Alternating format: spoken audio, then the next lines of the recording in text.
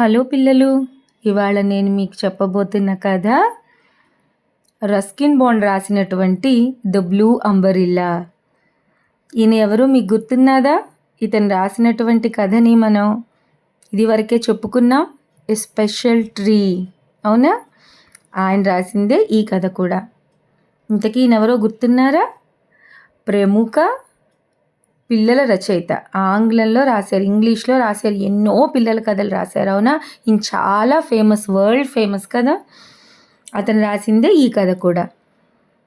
అయితే ఏమని చెప్పాను ఇదివరకే మీకు, ఇతని కథల్లో ఎక్కువగా హిమాలయ పర్వతాలని, ఆ ప్రాంతాలని, అక్కడ ఉన్నటువంటి కొండలని, లోయలని, వీటన్నిటిని ఎక్కువగా అందంగా వర్ణిస్తూ ఉంటారు అని ఈ కథలో కూడా అలాగే మంచిగా వర్ణించారనమాట. ఈ కథ కూడా హిమాలయ పర్వత ప్రాంతాల్లో జరిగినటువంటి కథే. ఈ కథలో ఒక చిన్న పాప ఉంటుంది. ఆ పాప పేరు బినియా. ఆ పాపకి ఈ గొడుగుకి ఏమిటి సంబంధం, ఏమిటా కథ మీకు తెలుసుకోవాలనుందా? సరే, అయితే ఇక కథలోకి వెళదాం. ఈ పాప హిమాలయ ప్రాంతంలో ఉన్నటువంటి గర్వాల్ అనే ప్రాంతంలో ఉన్న ఒక పల్లెటూరులో ఉంటుంది. ఈ పాపకు ఆ ఊరంటే ఎంతో ఇష్టం. ఎందుకంటే అక్కడ ఎంతో అందమైన దృశ్యాలు, ప్రకృతి కూడా చాలా బాగుంటుందన్నమాట. నేచర్ అంతా కూడా మంచి పచ్చదనం, ఎక్కడ చూసినా గ్రీనరీ, అలాగే దూరంగా హిమాలయాలు, మంచి మంచి నదులు, కొండలు, పర్వతాలు, లోయలు, ఇలా అన్నమాట. చాలా అందంగా. అందుకే ఈ పాపకు ఆ ఊరంటే చాలా ఇష్టం. అక్కడ ఉన్నటువంటి ప్రకృతి అంటే చాలా ఇష్టం, వాళ్ళ ఊరు చుట్టూ ఉన్నటువంటి ప్రకృతి అంటే. కానీ ఈ పాపకి భయమైనది ఏంటో తెలుసా? వీళ్ళ ఊరికి ఒక 5 మైళ్ళ దూరంలో కొంచెం పెద్ద ఊరు ఉందన్నమాట. వీళ్ళదేదో చిన్న పల్లెటూరు, కానీ ఆ పెద్ద ఊరిలో అక్కడ ఆ ప్రాంతానికి మాత్రం భారతదేశం నుంచి ఎందరో యాత్రికులు వస్తూ ఉంటారు, టూరిస్టులు ఆ ప్రాంతానికి. కాబట్టి ఆ ఊరంతా కూడా బాగా జనాలతో నిండిపోయి ఉంటుంది. అక్కడ మార్కెట్ కూడా. కాబట్టి ఆ ఊరన్నా, అక్కడ ఉన్నటువంటి మార్కెట్ అన్నా ఈ అమ్మాయికి అంత ఇష్టం ఉండదు. ఎందుకంటే ఆ బోల్డ్ మంది జనాలు, ఆ హడావిడి, అదంతా ఈ అమ్మాయికి నచ్చదు. కానీ వీళ్ళ ఊర్లో మాత్రం ప్రశాంత వాతావరణం, ఆ ప్రకృతి, అవన్నీ కూడా ఈ పాపకి చాలా ఇష్టం. అయితే ఈ పాపకి ఎన్నేళ్ళు ఉంటాయో తెలుసా? 9 years, 10 years, 11 years. 9 అయినా, 10 అయినా, 11 అయినా, ఎంతైనా ఉండొచ్చట. అదేంటి అని ఆశ్చర్యపోతున్నారా? ఎందుకంటే ఈ పాపకి తన బర్త్డే డేట్ ఏంటో కరెక్ట్గా తెలియదట. ఇప్పుడు మిమ్మల్ని ఎవరు అడిగినా మీ బర్త్డే డేట్ ఏంటి, ఎప్పుడు పుట్టారంటే టక్కుని సమాధానం చెప్తారు. కానీ ఈ పాపకి తెలియదు. ఎందుకంటే వాళ్ళ అమ్మ ఏమని చెప్పిందట? నువ్వు పుట్టినప్పుడు మంచు బాగా పడింది, మన కిటికీ వరకు వచ్చింది మంచు. ఇది జరిగి ఒక 10 ఏళ్ళు అయి ఉండొచ్చు, కాబట్టి నీ వయసు కూడా 10 ఏళ్ళు అని చెప్పిందట. ఎందుకంటే వాళ్ళంతలా పుట్టినరోజులు గుర్తుపెట్టుకోరు, అంతే. పూర్వకాలంలో ఎవరైనా అమ్మల్ని, తాతయ్యల్ని, వాళ్ళని కూడా అడగండి, కొంతమంది అలాగే చెప్తారు. ఏదో గుడ్డి గుర్తులాగా చెప్పి అప్పుడు మేము పుట్టాము అని. ఎందుకంటే అంతలాగా గుర్తుంచుకునేవారు కాదు పుట్టినరోజుల్ని ఈ రోజుల్లో లాగా. ఈ రోజుల్లో మనం ఎంత హడావిడి చేస్తాం పుట్టినరోజు అంటే, అవునా? అయితే ఈ పాప కూడా అలాగే వాళ్ళ అమ్మ చెప్పేదట. ఈ పాపకు ఒక అన్నయ్య ఉన్నట్ట. ఈ పాప పేరు బినియా, వాళ్ళ అన్నయ్య పేరు బిజ్జు. వాళ్ళ అన్నయ్య ఈ పాప కన్నా 2 ఏళ్ళు పెద్దవాడు.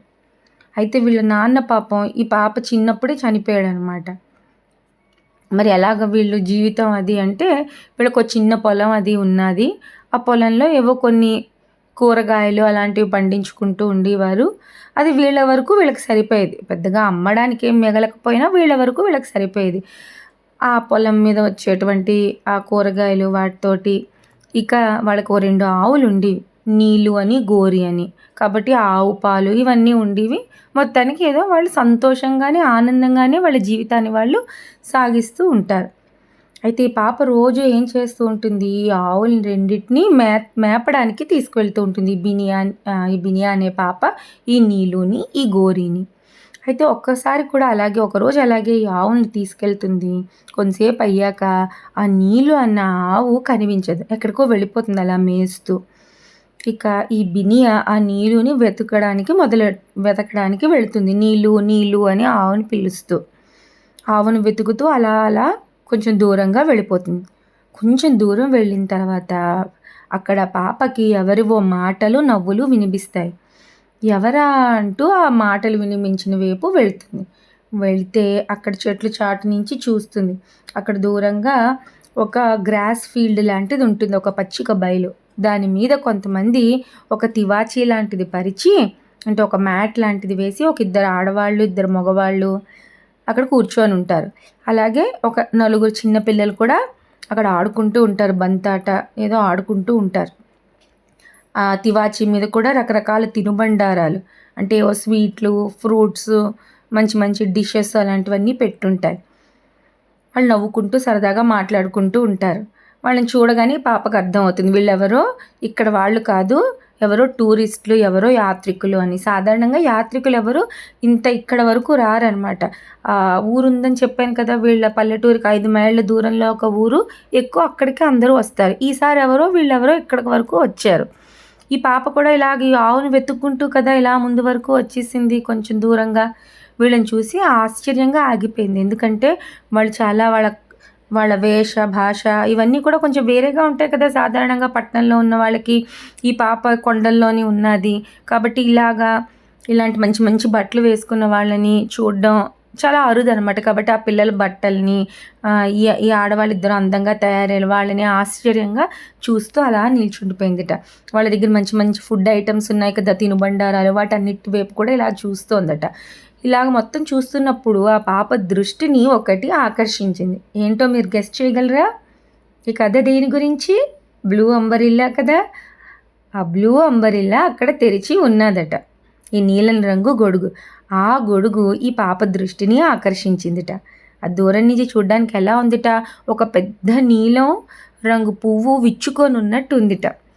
అలాగా గొడుగు వైపు తన్మయత్వంతో అలాగా చూస్తూ ఉండిపోయిందిట. ఆ గొడుగు కొంచెం ముందు వరకు, కొంచెం ఆ పొదల్లోంచి బయటకు వచ్చి కొంచెం ముందుకెళ్ళి చూస్తుందట ఎలా ఉందని. ఆ గొడుగు చాలా అందంగా ఉందట. గొడుగు మీద మంచి మంచి పువ్వుల బొమ్మలు కూడా ఉన్నాయట. గొడుగు చుట్టూ లేస్ లాంటిది కుట్టబడి ఉందిట. ఎంతో అందంగా ఉందిట. అయితే ఈ పాప ఎప్పుడు గొడుగుని చూడలేదా అని మీరు అడగచ్చు. కానీ చూసింది. వీళ్ళ ఇంట్లో ఎక్కువ ఎలాంటి గొడుగులు, నల్ల రంగు గొడుగే ఉండిద్ది వీళ్ళ ఇంట్లో, ఒక పెద్ద గొడుగు. అలాంటి గొడుగులనే చూసింది. వాళ్ళ ఊరిలో కూడా నల్ల రంగు గొడుగులనే. ఇలాగా కలర్ఫుల్ గొడుగుని, ఇంత అందంగా ఉన్న గొడుగుని ఎప్పుడు చూడలేదు. అందుకని ఆశ్చర్యంగా అలా చూస్తూ ఉండిపోయిందిట.